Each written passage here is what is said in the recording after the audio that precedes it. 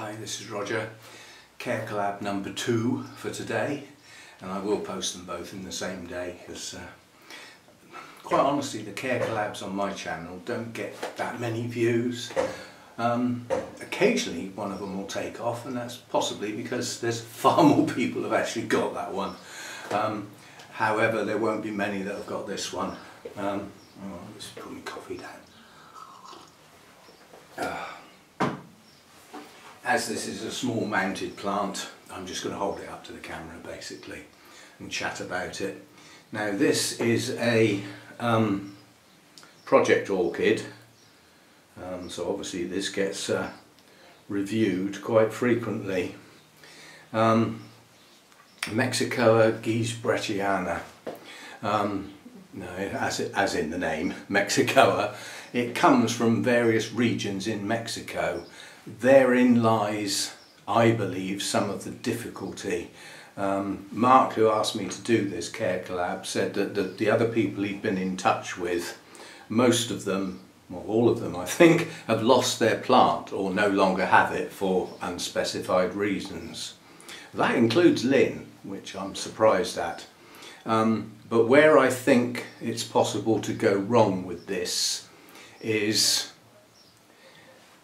if you look at its history, in the past this was an odontoglossum, and therein lies a little bit of the clue where you might be going wrong. Odonts tend to be cooler growers. Now this one's cool to cold. It grows pretty high up, and it grows in forests, but it grows in an unusual type of forest environment. It grows in oak forests. Now, unless the oaks that grow in Mexico are different to the oaks that grow in the various places around Europe, oaks are prone to mould and all sorts of things. They're not happy trees. They really have to fight to survive. And oak forests from that region are not wet. They're quite dry areas, and that includes the air. So these are not humid places. More like going for a walk in the UK, I would suggest, without the umbrella. So cool to cold growing, and high humidity is not what they want. Yeah? So they're odd, they're different. And I think it's that preference for those differences why some people may have a problem with them. I mean, I certainly had a problem back in the other place where new growths rotted off. Well, what was the other place like? Hot and humid, wasn't it? And that's not what this wants. So, hang on. Let me let Mojo in. He'll only yowl otherwise. Come on then. Come on. Make up your mind. If you don't come in now, you stay out. Come on. I don't know why I talk to him. He's deaf as a post. He's staying out now. He had his chance. Right, where do we get to? Yeah, so cool to cold growing and not humid. So an odd orchid from that, and it's just, that's the sort of place it comes from. So I think mine is going to do better where it is now. Now, I had a load of aerial roots down this side, and the plant wasn't hydrating as well as it should. Now, the ribbed pseudobulbs is natural, but by adding some moss to the aerial roots, the plant now is hydrating better. But I took great care to keep the moss away from the base of the plant. Yeah, for obvious reasons. If the base of the plant is holding water because of the moss, that's where the new growths come from. So anyway, mine has 3 new growths. There's one over here, one in the middle, and a larger one round the side. This plant is now big enough to bloom, and I only know that from quite a distant memory from Burnham's. I can't remember whether that's where this came from. I'm not going to go and look it up, I can't be bothered. I'll put a pop-up. But I remember being at Burnham's with Lynn, looking round at plants and finding one of these out in the sales area in bloom. That's the only time I've ever seen one of these in bloom, ever. And Lynn bought that, and apparently she's lost it. gone to orchid heaven. Now that may well have been due to high humidity, whatever.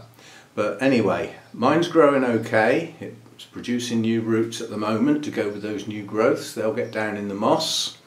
And from the memory of that plant that Lynn bought that was in bloom, this is big enough to bloom. They're not huge blooms. But anyway, so I'm hoping that at least one of these new growths will bloom. But we will have to wait and see. You know, they've got to get going and produce their bulbs first, or start producing their bulbs. So anyway, it's an unusual name. That's based on probably the person who discovered it. And just bear in mind, if ever you come across it, I'll put a picture of the blooms up, but obviously they're not my blooms, they're stolen off the internet or whatever, borrowed, sorry, I'll put it back later, you know. And yeah, it's an unusual bloom, quite honestly, and I'm quite looking forward to actually seeing it again for real. And if I can get this to bloom, that will be the second time ever, because the only other one I've ever seen in bloom was that one that Lynn bought at Burnham's. Never seen it in a show, never seen it at a nursery. As I say, I don't even think I've seen this for sale online. So anyway, that's my version, and thanks for asking, Mark, and only willing to join in, even though, yet again, Care lad with no blooms, you know. Still, we had a chat about where it comes from and sort of conditions that this one's going to be happier in, and that's not my normal conditions. And the reason I think it's growing better now is I don't get that heat in here anymore, and without that heat I don't need the higher humidity that I used to have in the other place to stop the plants from frazzling, basically. So without that high humidity and with the cooler temperatures, this one seems to be doing better. So just remember, if ever you come across it and you try and grow it, it's a cool grower and it doesn't like high humidity. Yeah. It comes from just an unusual forest environment, and that environment probably has got hardly any orchids in it. So there won't be many. It's an unusual environment. So anyway, that's my take on it, and see you next time. Thanks for dropping by.